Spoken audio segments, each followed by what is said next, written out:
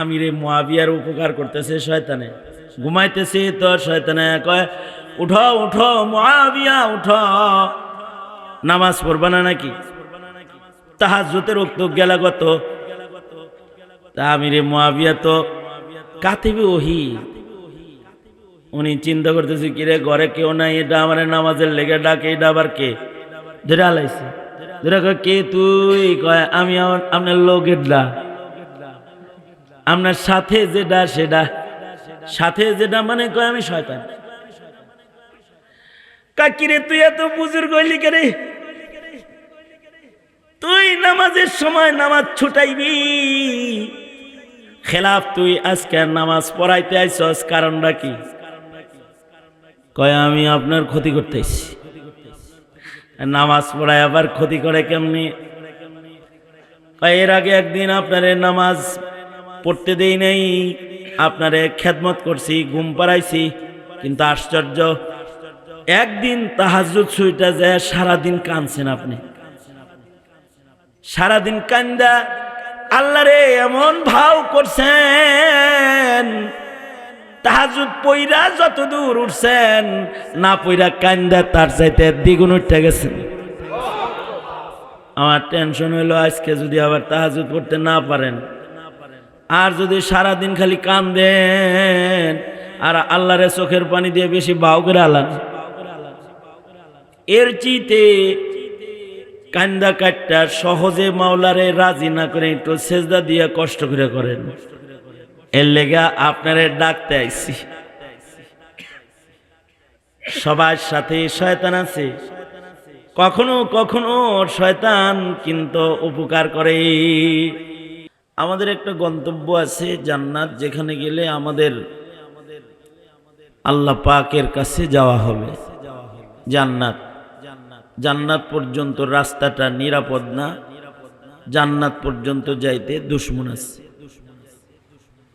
দুশমনের পেছে যদি কেউ পড়ে যায় তাহলে সে জান্নাতে যাইতে পারবে না, দোজখে পড়ে যাবে। আর যদি দুশমন থেকে সতর্কতা অবলম্বন করে কদম কদম পথ চলে তো জান্নাতে চলে যাবে। জান্নাত পর্যন্ত রাস্তাটা একেবারে কাছে না, দূরের পথ। কত দূর? এত দূর যে কম আজ কম একটা হিসাব টানা যায় কিরকম দূর। সিদরাতুল মুনতাহা থেকে জান্নাতের সীমানা শুরু। ইনদা সিদরাতিল মুনতাহা ইনদাহা জান্নাতুল মাওয়া। সিদরাতুল মুনতাহা যে বড়ই গাছটা আছে, হযরত জিবরাইলের স্টেশন, এখান থেকে জান্নাতের সীমানা শুরু। এই পর্যন্ত জায়গা তো অনেক লম্বা সফর। জমিন থেকে প্রথম আসমান পর্যন্তই তো 500 বছরের পথ। এক এক আসমানের দৈর্ঘ্য 500 বছরের পথ। এক আসমান থেকে আর এক আসমান 500 বছরের পথ।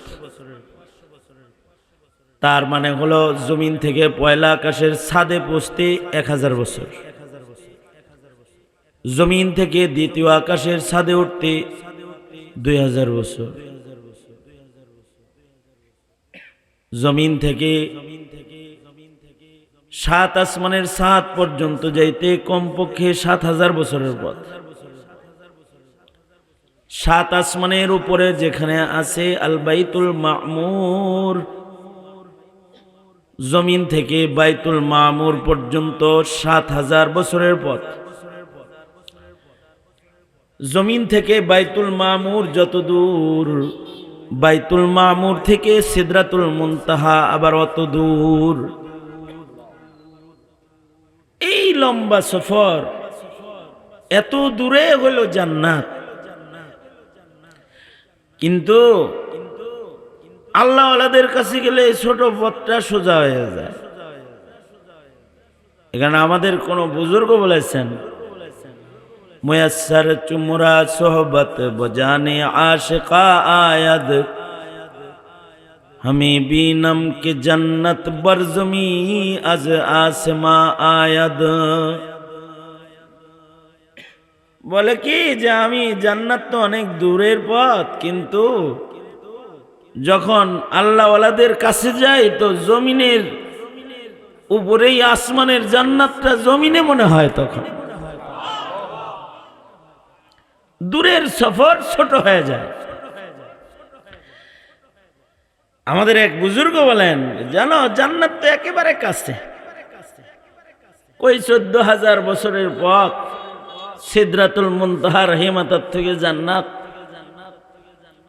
আর বুজুর্গ বলে জান্নাত মাত্র অল্প সময়ের পথ। কয় কত অল্প জানো? জমিন থেকে জান্নাত পর্যন্ত মাত্র 2 কদম। কয় কদম? কয় বুঝি নাই, এত দূরে 2 কদম কেমনে যাইব? কয় সহজ, জান্নাতে যাইতে একজন মুমিনের দুশমন আছে মাত্র 2টা। 2 দুশমনের ঘাড়ে রাখবো 2 কদম, আর 3 নম্বর কদম আল্লাহর জান্নাতের ভিতরে রাখবো। 2 দুশমন কারা? একটা দুশমন হলো নফস দুশমন, নফস শয়তান। যেটা নফস শয়তান থেকে বাঁচবা, হের ঘাড়ে 1 কদম। আর ইবলিস শয়তানের ধোঁকা থেকে বাঁচবা, তার ঘাড়ে আর 1 কদম। আর 3 নম্বর কদম যেটা ফেলবা, এটা তোমার রবের জান্নাতের ভিতরে ফেলবা।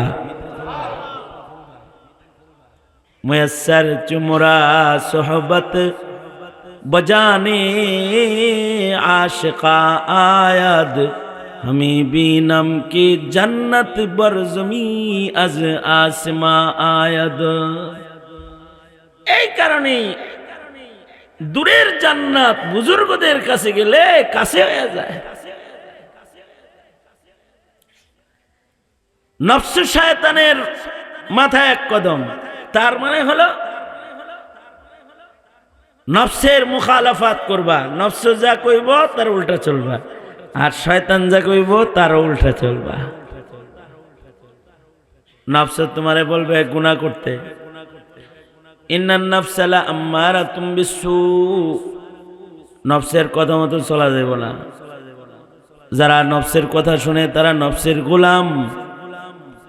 নফসের মুখালাফাত করে যারা আল্লাহর কথা শুনে তারা আল্লাহর গোলাম। নফস কয় ঘুমাও, আরাম করো, আল্লাহ কয় আসসালাতু খায়রুম মিনান নাওম, মসজিদে আও। নফস কয় যাও যাও একটু পার্কে ঘুরে আসো, কিন্তু আল্লাহ কয় অযথার সময় নষ্ট করো না, আমার জিকির করো, আমার কালাম পড়ো, ইবাদত করো, বন্দি করো, আমারে ধরো। নফস বলবে মসজিদের বাইরে চলে যাও,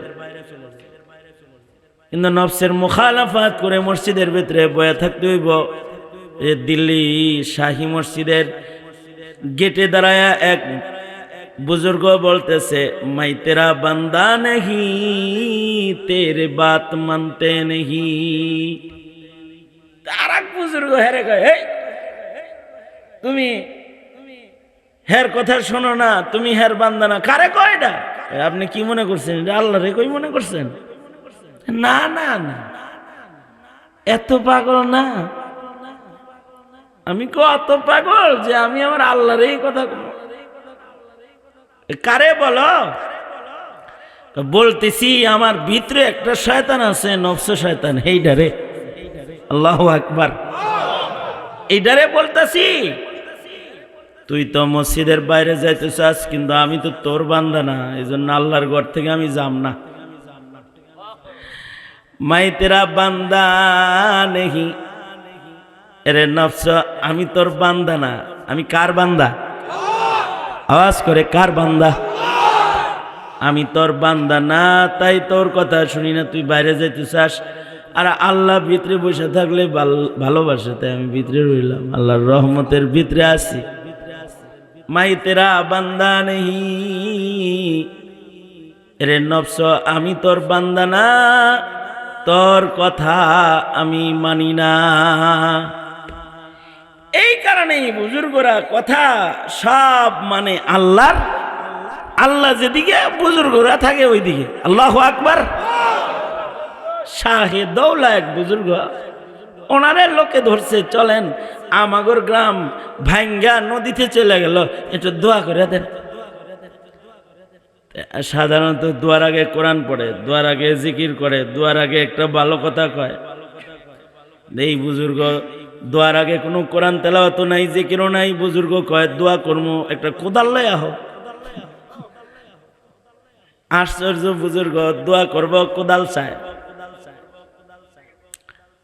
কোদাল লই আইছে বুজুর্গ, কোনো দোয়া কালাম ছাড়া ডাইরেক্ট বিসমিল্লাহ বলে মাটি কাইটা মাটি গাঙ্গে ফেলায়।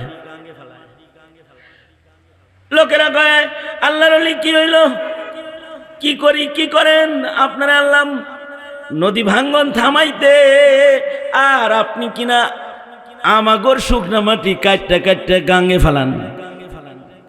বুজুর্গ কয় আমি অত পাগল না যে আমি আল্লাহর বিরোধিতা করব। জিধার মাওলা উধার শাহে দৌলা। আল্লাহ যেদিকে শাহে দৌলা ওইদিকে আল্লাহ চায় গাঙ্গে সব চলে যাক, আমিও চাই যাক।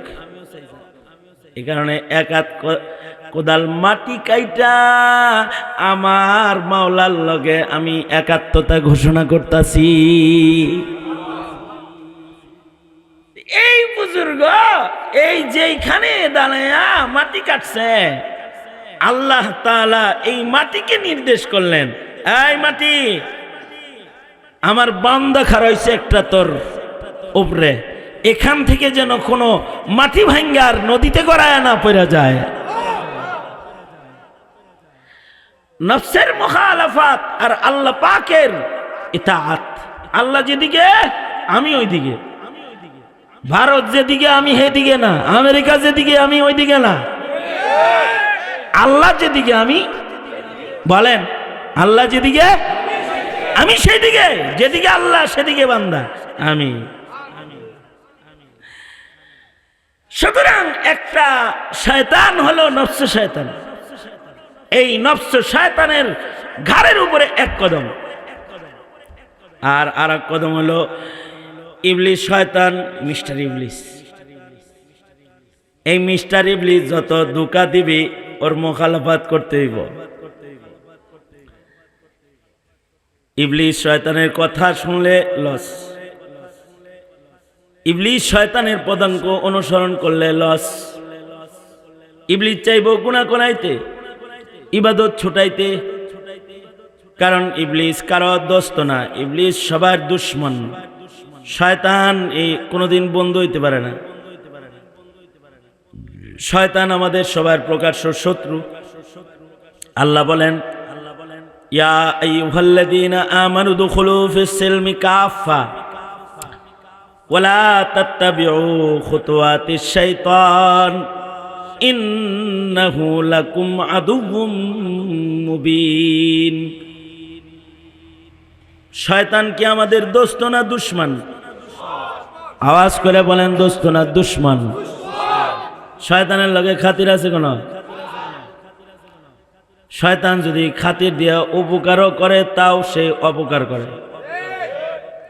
শয়তান যদি কারোর ইনকেস উপকার করে আলায়, এই উপকারের পেছনে অপকার থাকে।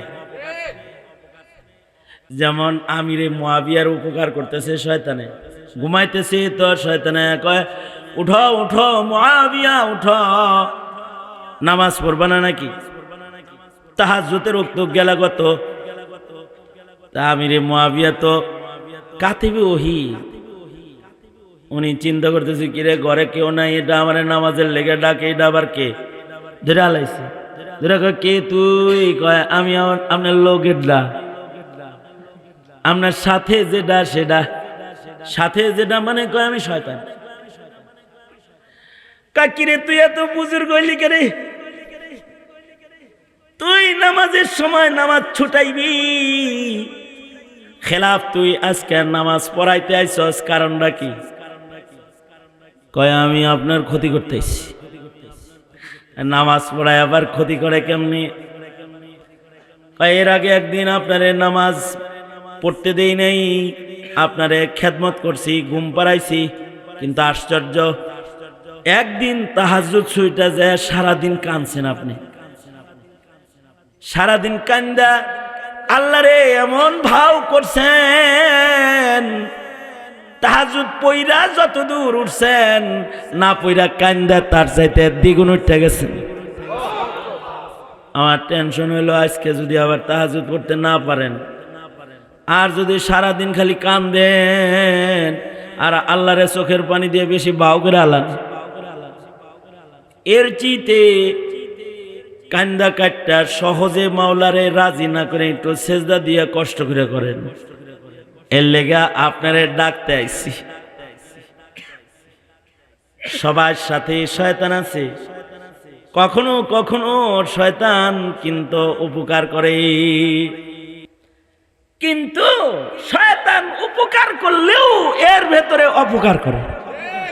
কারণ দোস্ত না দুশমন, দুশমন উপকার করলেও অপকার করে। সবার লগে লগে শয়তান আছে, আল্লাহর রাসূল খবর দিয়েছেন সবার লগে একটা করে শয়তান আছে। সাহাবী জিগায় আল্লাহর নবী আপনার লগেও শয়তান আছে? কয় আমার লগেও একটা আছে। কয় এটা আপনারা কিছু কয়টা হয় না? কয় এটা মুসলমান হয়ে গেছে, ওয়ালাকিন আসলামা, আমার সাথে যেটা আছে এটা ভালো হয়ে গেছে, এটা মুসলমান হয়ে গেছে। কোন বান্দা যদি মুত্তাকি হয় তার শয়তানও তার মুরিদ হয়ে যায়। শয়তান যদি মুরিদ হয়ে যায় তখন তার আর গুনাহ হয় না। আমাদের কিছু বুজুর্গ আছে যাদের 22 বছর, 23 বছর, 40 বছর, 50 বছরের ভেতরে তাদের গুনাহ হয়নি। আল্লাহু আকবার বলেন। গুনাহ সামনে আইলি বরং শয়তানে হেল্প করছে, করেন না করেন না। কারণ কি, যদি গুনাহ হয়ে যায় তাহলে বেশি উপরে উঠে যাবে। গুনাহ হয়ে গেলে এমন কান্দন দিব আল্লাহর কাছে, কান্দা কাইটা আল্লাহরে আরো বেশি ভাও করব। এই ভয়ে ইবলিস শয়তানে আরো উল্টা বুজুর্গগর খেদমত করে। কারণ বুজুর্গদের কাছে ইলম আছে, যার কাছে ইলম আছে শয়তান তার সাথে পারে না। শয়তান আবেদের লগে পারে, আলেমের লগে পারে না। ফকিহুন ওয়াহিদুন আশাদ্দু আলা শাইতান মিন আলফি আবিদিন। একজন আলেম হাজার আবেদের চাইতে শয়তানের জন্য ভয়ঙ্কর। এটা যেমন জিন শয়তানের জন্য ভয়ঙ্কর, ওইরকম মানুষ শয়তানের জন্য আলেম ভয়ঙ্কর। বাংলাদেশে যত নাস্তিক মুরতাদ শয়তান আছে, এটি মোল্লারে যত ভয় পায় অত ভয় আর কাউকে পায় না। ইলমের কারণে শয়তান আলেমরে ভয় পায়। এ কারণে কেউ যদি আলেমের বিপক্ষে গেল সে শয়তানের পক্ষ নিল। কি জোরে আওয়াজ করে বলেন না কেন? কেউ যদি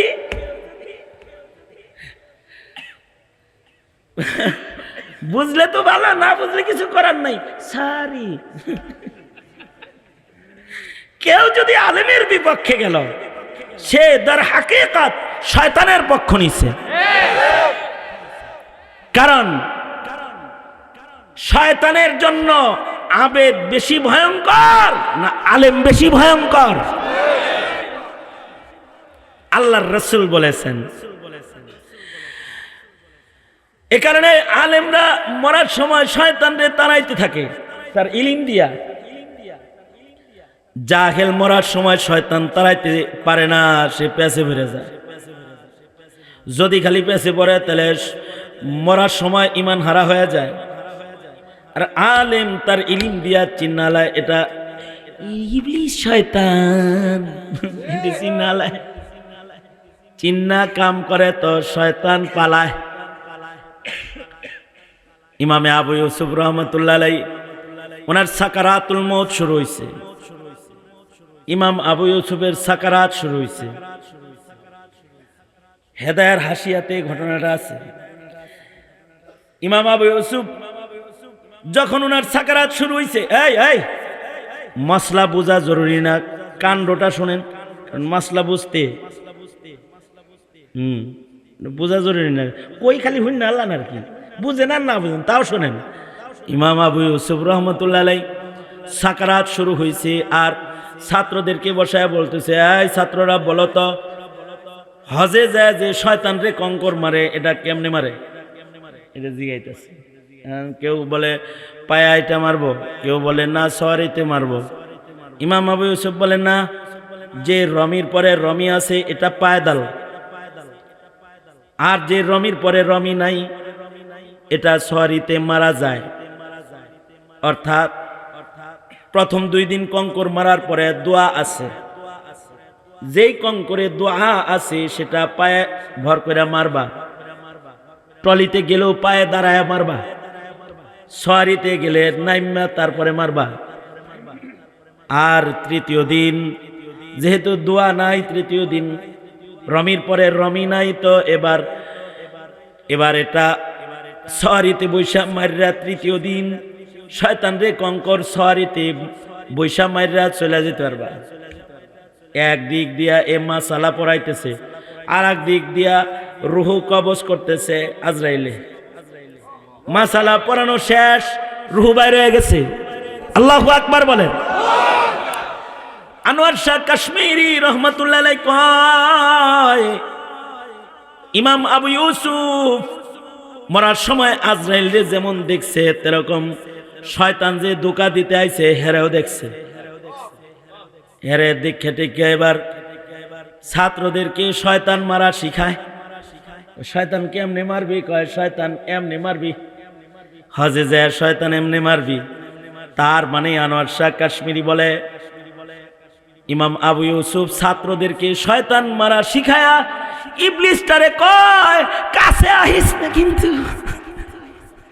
যদি কাছে আসস তাইলে কিন্তু আমি ইব্রাহিমের সন্তান, আমি কিন্তু ইসমাইলের সন্তান, পাথর মাইরা কিন্তু একেবারে সর্বনাশ করে আলাই তুমি। কিন্তু ইবলিস শয়তান আর কাছে আসে টাসে না। ইমাম আবু ইউসুফ কালেমা পড়তে পড়তে আসানির সাথে আল্লাহর কাছে গেছে গা। ফকিহুন ওয়াহিদুন আশাদ্দু আলা শাইতানি মিন আলফি আবিদিন।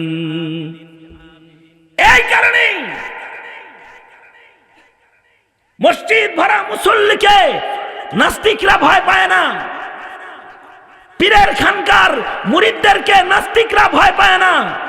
কিন্তু একজন আলিমের নাম শুনলে পরে পাতলা পায়খানা বের হয়ে যায়, ভাবনগরীর নাম শুনলে কাঁপতে ওঠে, আহমদ শফির নাম শুনেছে পাতলা পায়খানা হয়েছে, এখনো মৌলবীদের নাম শুনলে নাস্তিকের ঘুম হারাম হয়ে যায়, ঘুম হারাম হয়ে যায়।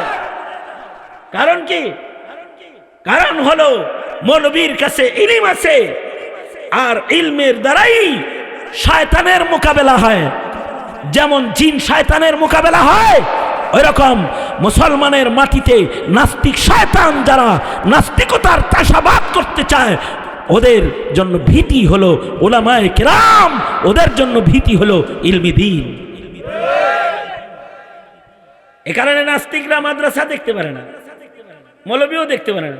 পুরুষ মৌলবী আবার মহিলাও মৌলবী হইব, এটাও মানব। মুরব্বী